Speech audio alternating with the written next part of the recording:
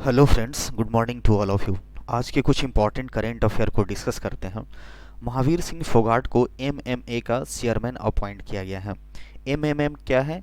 Mixed martial art जिसको बोलते हैं। और महावीर सिंह फोगाट काफ़ी फेमस नेम है, काफ़ी लेजेंड नेम है।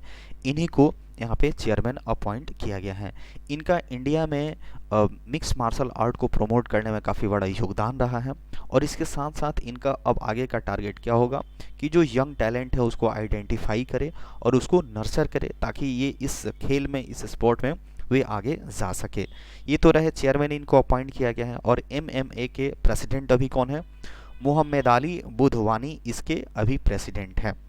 बात करते हैं तो ये काफ़ी फेमस रह चुके हैं। और इनकी जो 4 डॉटर्स हैं, गीता फोगाट, बबीता फोगाट, संगीता फोगाट और रितु फोगाट, ये वर्ल्ड क्लास की प्लेयर हैं और ये काफ़ी जानी मानी ये हस्ती है। नेक्स्ट बात करते हैं, इंडिया ने एक नया ऑपरेशन को लॉन्च किया है अभी हाल ही में। जो सूडान, वहाँ पे जो कंट्री है, वहाँ पे बहुत मतलब काफ़ी उथल पुथल है। वहाँ की जो सरकार है और वहाँ की जो मिलिट्री फोर्सेज है, वहाँ पे गृह युद्ध टाइप हो गया है वहाँ पे। तो काफ़ी सारे लोगों को एक तरह से मारा जा रहा है, बम वगैरह अटैक हुए जा रहे हैं। तो इससे बचने के लिए वहाँ पे जितने हमारे इंडियंस फंसे हैं उनको निकालने के लिए, इवैक्यूएट करने के लिए इंडिया एक ऑपरेशन को लॉन्च किया है, जिसका नाम क्या है? ऑपरेशन कावेरी। तो काफ़ी इंपॉर्टेंट ये नेम होगा, ऑपरेशन कावेरी। इंडिया की तरफ से 2C-130 का एयरक्राफ्ट और नेवी शिप, जिसका नाम क्या है? आईएनएस सुमेधा, इसको भेजा गया है ताकि वहाँ से इंडियंस को इवैक्यूएट किया जा सके, निकाला जा सके। हालांकि ये जो यूक्रेन का जो वार हुआ था, रसिया और यूक्रेन का, उससे बचाने के लिए, इंडियंस को वहाँ से बचाकर लाने के लिए उस ऑपरेशन का नाम ऑपरेशन गंगा रखा गया था। खुद हमारे प्राइम मिनिस्टर नरेंद्र मोदी जी के द्वारा इस नाम को चूज करा गया था। और इसके साथ साथ इस बार का भी जो सूडान में जो भारतीय फंसे हैं उनके ऑपरेशन का क्या नाम रखा गया है? कावेरी, जो कि एक इम्पॉर्टेंट रिवर है हमारे इंडिया की, जो कि कर्नाटका और तमिलनाडु रीजन्स में ये फ्लो करती है। नेक्स्ट बात करते हैं, नेशनल पंचायती राज डे हम लोग कब ऑब्जर्व करते हैं? 24 अप्रैल को हर साल इसको ऑब्जर्व किया जाता है। बात करते हैं तो इस बार की थीम क्या रखी गई है? इस बार की थीम है sustainable panchayat, building healthy, water sufficient, clean and green villages. इस बार की थीम रही है। इसको, ये जो सिस्टम है पंचायती राज सिस्टम, इसको शुरुआत कब किया गया था? 1993 में इसको इनिशिएट कर दिया गया था। नेक्स्ट बात करते हैं, वर्ल्ड मलेरिया डे 25 अप्रैल को यहाँ पे ऑब्जर्व करा जाता है। मलेरिया से कैसे बचा जा सके, उसको कैसे कंट्रोल में लाया जा सके, इसको लेकर के जागरूकता रेज किया जाता है। बात करते हैं तो इसकी शुरुआत हमारा WHO के द्वारा किया गया था, 2007 में इसकी शुरुआत करी गई थी। इस बार की वर्ल्ड मलेरिया डे की थीम क्या रखी गई है? Time to deliver zero malaria, invest, innovate and implement. इस बार की थीम रखी गई है। एज यू नो दैट कि ये जो मलेरिया डिजीज होता है, एक फीमेल एनोफिलीज मस्क्यूटो जो होती है, मच्छर, उसी के काटने से ये फैलता है और उसके काटने से हमारे बॉडी में पैरासाइट का ट्रांसमिट होता है और due to this reason malaria एक डिजीज हो जाता है। और एक आंकड़ा की बात करें तो बताया जा रहा है कि 2015 से और 2022 तक का आंकड़ा है कि 2015 से लेकर के 2022 तक 85% मलेरिया के केसेस में डिक्लाइन आया है। डेट मीन्स इसमें गिरावट आई हुई है। नेक्स्ट बात करें, नेक्स्ट हमारा सिपरी का एक रिपोर्ट आया हुआ है जिसमें वर्ल्ड मिलिट्री एक्सपेंडिचर की बात करी जाती है। सिपरी का फुल फॉर्म देखें तो Stockholm International Peace Research Institute इसको बोलते हैं। खास करके ये एक रिपोर्ट जारी करता है कि कौन देश अपने मिलिट्री पे, डेट मीन्स बोल सकते हैं डिफेंस सेक्टर में, वो कितना ज़्यादा एक्सपेंड कर रहा है, कितना ज़्यादा खर्च कर रहा है। इसी को लेकर के एक रिपोर्ट सामने आता है। तो इस बार का रिपोर्ट सामने आया है। तो ओवरऑल बात किया जा रहा है तो 3.7% का इंक्रीज हुआ है 2022 के टर्म की बात करें। और पूरे वर्ल्ड में अब देखा गया, एक डेटा सामने आया कि 2240 बिलियन US डॉलर यहाँ पे खर्च किया जा रहा है ओवरऑल वर्ल्ड की बात करें तो। इसमें भी अगर टॉप 3 लार्जेस्ट स्पेंडर्स की बात करें तो पूरी दुनिया में 3 ऐसे कंट्री जो अपने मिलिट्री पे सबसे ज़्यादा खर्च करते हैं, वो है फर्स्ट नंबर पे US है, अमेरिका है, सेकंड पे चाइना है और थर्ड वन इज़ रसिया। इन तीनों को मिलाकर के अकेले टोटल खर्च का ये लोग 56% हो जाते हैं। बात करते हैं तो US आपका अभी तक सबसे ज़्यादा खर्च करने वाला है। और इंडिया की बात करें तो इंडिया हमारा चौथे नंबर पे है मिलिट्री पे खर्च करने के मामले में। 81.4 बिलियन US डॉलर हमारा इंडिया खर्च किया है इस बार के डेटा के अकॉर्डिंग। तो ये टॉप 3 कंट्री याद रखना है, USA, चाइना एंड रसिया, और हमारे 4th नंबर पे है इंडिया। नेक्स्ट बात करते हैं शारजाह स्टेडियम स्टैंड जो कि हमारा यूएई में है, उसका नाम चेंज करके सचिन तेंदुलकर के नाम पे रखा गया है। हाल ही में सचिन तेंदुलकर की 50th बर्थडे था, उसी के उपलक्ष्य में इसको वेस्ट स्टैंड है जो कि शारजाह क्रिकेट स्टेडियम का, उसका नाम चेंज करके सचिन तेंदुलकर के नाम पे रख दिया गया है।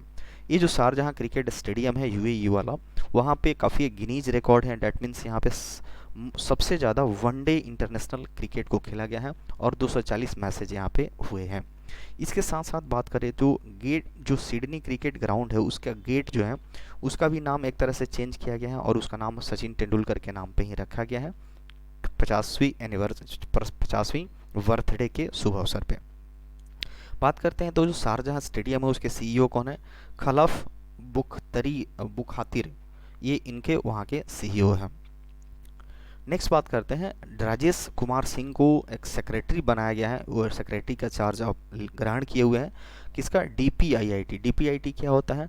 Department of promotion of industry and internal trade, इसके एक तरह से सेक्रेटरी इनको बनाया गया है। ये ministry of commerce and industry के तहत इसको देखा जाता है।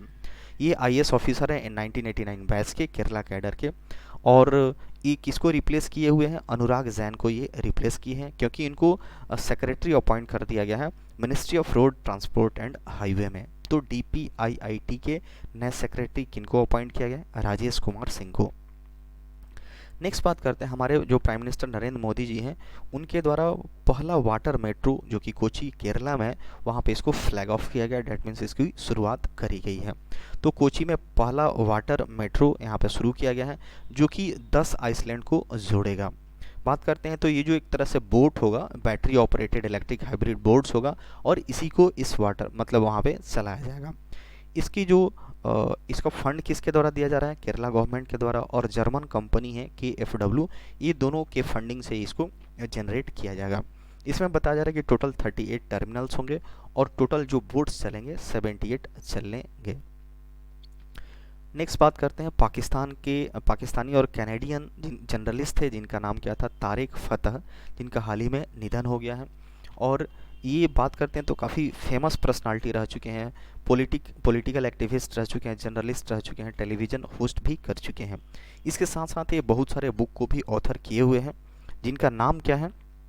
कुछ इंपॉर्टेंट यहाँ पे नेम है, chasing a mirage, the tragic illusion of Islamic State, the Jew is not my enemy, इस तरह की तमाम तरह की बुक यहाँ पे लिखे हुए हैं।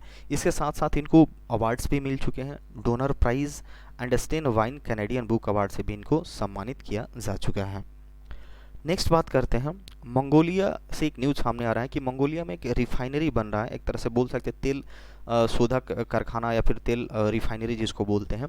ये इंडिया के द्वारा इसको हेल्प किया जा रहा है, यानी मंगोलिया में जो रिफाइनरी बन रहा है उसको इंडिया हेल्प कर रहा है और बताया जा रहा है कि इसको 2025 तक इसको कंप्लीट कर लिया जाएगा। तो मंगोलिया के जो एम्बेसडर हैं जो इंडिया में है, जिनका नाम क्या है? डेम्बाजाओ गैंगबोल्ड, उन्हीं के द्वारा इन्फॉर्म किया गया है कि भारत के असिस्टेंस से, भारत की सहायता से इसको 2025 तक पूरा कर लिया जाएगा। यहाँ पे लागत की बात बताई जा रही है, 1.2 बिलियन US डॉलर यहाँ पे इंडिया की तरफ से उसको दिया जा रहा है। नेक्स्ट बात करते हैं, हमारे जो यूनियन मिनिस्टर हैं सर्बानंद सोनोवाल जी, जो शिपिंग मिनिस्टर हैं, इन्हीं के द्वारा एक शुरुआत की गई है नेशनल टेक्नोलॉजी सेंटर की। नेशनल टेक्नोलॉजी सेंटर की शुरुआत की गई है किस चीज़ को लेकर के? पोर्ट्स, वाटरवेज, कोस्ट को लेकर के यहाँ पे शुरुआत की गई है। कहाँ पे? IIT डिस्कवरी कैंपस और चेन्नई में बात करें तो यहाँ पे इसी कैंपस में IIT चेन्नई में इसका एक तरह से शुभारंभ किया गया है। ये जो प्रोग्राम है किसके तहत लॉन्च किया गया है? सागरमाला प्रोग्राम के तहत इसको ये जो टेक्नोलॉजी सेंटर है इसको इस्टेब्लिश किया गया है। ये जो इंस्टीट्यूट बनाया गया है ये क्या करेगा? जो भी मिनिस्ट्री, जो शिपिंग मिनिस्ट्री में जो भी शिप या बोट से रिलेटेड जो भी नई तरह की बोट्स बनाई जाएंगी उसमें टेक्निकली हेल्प करेगा और काफ़ी कॉस्ट कटिंग, जो कम लागत में ज़्यादा से अच्छा टेक्नोलॉजी प्रोवाइड करने का ये काम करेगा। तो चेन्नई, IIT चेन्नई के कैंपस में IIT डिस्कवरी कैंपस लॉन्च किया गया है। नेक्स्ट बात करते हैं, जो एक नया बुक लॉन्च किया गया है जिसका नाम क्या है? A resurgent north east narrative of change. इस बुक का नाम ये है, a resurgent north east narrative of change. इसको लॉन्च किया गया हाल ही में, दिल्ली में इसको लॉन्च किया गया है। ये किसके द्वारा ऑथर है? ये IAS ऑफिसर है जिनका नाम क्या है? आशीष कुंद्रा के द्वारा इनको इस बुक को लिखा गया है।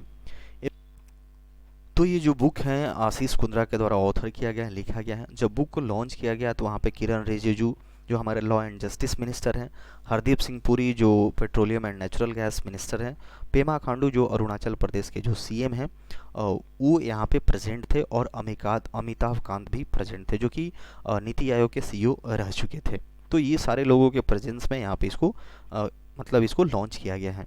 जो ये जो आशीष कुंद्रा जी हैं नॉर्थ ईस्ट में 8 साल तक अपना सेवा प्रदान कर चुके हैं। तो काफ़ी इंपॉर्टेंट ये बुक होगा। और resurgent north east narrative of change, इसके ऑथर हैं आशीष कुंद्रा जी। नेक्स्ट बात करते हैं जो फॉर्मर एमपी हैं, एक मेंबर ऑफ पार्लियामेंट सांसद जिनका नाम क्या है, त्रिलोचन कानूनगो, जिनका हाल ही में निधन हो गया है। ये 1971, 1974, 1985 में ये इलेक्ट हो चुके थे, और ये पहली बार जगत सिंहपुर लोकसभा सीट से ये बीजेपी टिकट से इनको एक तरह से जीत मिली हुई थी।